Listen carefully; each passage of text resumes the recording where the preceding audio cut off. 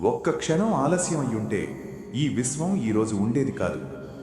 లోకాలు అగ్నిలో కరుగుతున్నాయి. ఆకాశం చీలిపోతోంది. గాలి మొత్తం విషపు పొగతో నిండిపోయింది. సముద్రాలు ఉప్పొంగి ఆకాశాన్ని తాకుతున్నాయి. దేవతలు కూడా భయంతో వణికిపోయారు. ఆ నీలి జ్వాలలా ఎగిసిన భయంకరమైన విషం పేరు హాలాహలం. అది సాధారణ విషం కాదు, అది సృష్టినే నాశనం చేసే శక్తి. దాన్ని బ్రహ్మ, విష్ణువు కూడా ఆపలేకపోయారు. అప్పుడు నిశ్శబ్దంగా ఒక మహాశక్తి ముందుకు వచ్చింది. ప్రపంచం కోసం ప్రాణాన్ని కూడా పణంగా పెట్టడానికి సిద్ధమైన మహాత్యాగి.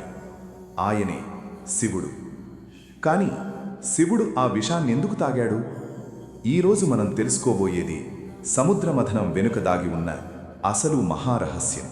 ఒకరోజు కోపానికి ప్రసిద్ధి చెందిన మహాయోగి దుర్వాస మహర్షి దేవేంద్రుడైన ఇంద్రుడికి లక్ష్మీ కటాక్షంతో నిండిన పవిత్ర పుష్పమాలని ఇచ్చాడు.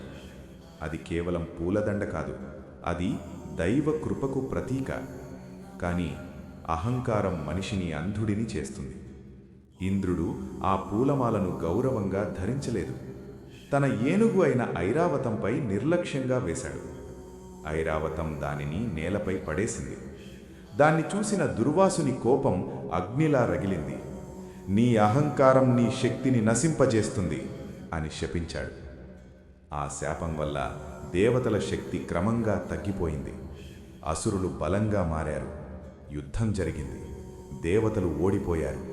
చివరకు వారు విష్ణువును ఆశ్రయించారు. విష్ణువు చిరునవ్వు నవ్వాడు. సమస్య బయట లేదు, పరిష్కారం మీలోనే ఉంది. పాల సముద్రాన్ని మధించండి. అమృతం అక్కడ దాగి ఉంది. కానీ ఇది చిన్న పని కాదు. శత్రువులతో కలిసి చెయ్యాలి. అసురులతో చేతులు కలపాలి. ఎందుకంటే మన జీవితంలో గొప్ప ఫలితం రావాలంటే మనలోని మంచి, చెడు రెండింటినీ ఎదుర్కోవాలి. మథనం దండంగా మందర పర్వతం తీసుకున్నారు. తాడుగా నాగరాజు వాసుకిని వాడారు. అసురులు తలవైపు పట్టారు. దేవతలు తోకవైపు పట్టారు. మథనం మొదలైంది. సముద్రం ఉప్పొంగింది. మెరుపులు మెరిపించాయి. లోకాలు వణికిపోయాయి. కానీ ఒక్కసారిగా మందర పర్వతం సముద్రంలో మునిగిపోయింది. అప్పుడు విష్ణువు కూర్మావతారం తీసుకున్నాడు. అపారమైన తాబేలు రూపంలో సముద్రం అడుగున నిలబడ్డాడు. పర్వతాన్ని తన వెన్నుపై మోశాడు. మళ్లీ మథనం మొదలైంది.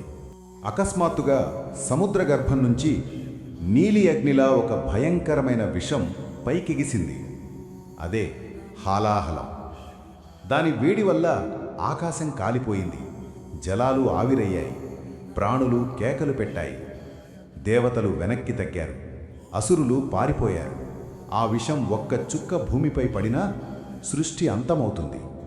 అందరి చూపు ఒక్క దిశగా తిరిగింది, కైలాసం వైపు.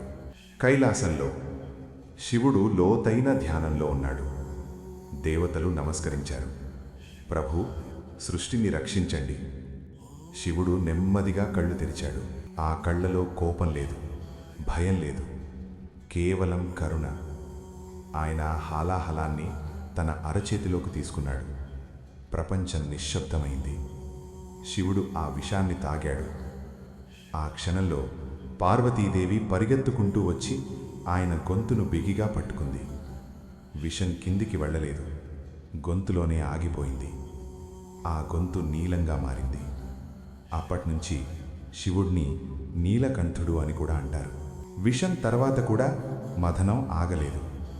అదే జీవితం. ముందుగా కష్టాలొస్తాయి, తరువాత వరాలొస్తాయి. సముద్రం నుంచి వెలుగులోకి వచ్చాయి. కామధేను, చంద్రుడు శివుని జటల్లో స్థానం పొందాడు. లక్ష్మీదేవి విష్ణువుని వరించింది. కౌస్తుభమణి, ఐరావతం, చివరకు అమృత కలశం. మొత్తం 14 దివ్యరత్నాలు బయటపడ్డాయి. అసురులు అమృతాన్ని దొంగలించారు. అప్పుడు విష్ణువు మోహిని రూపంలో వచ్చాడు. అందాన్ని ఆయుధంగా మార్చుకున్నాడు. అసురులు మాయలో పడ్డారు. అమృతం దేవతలకు అందింది.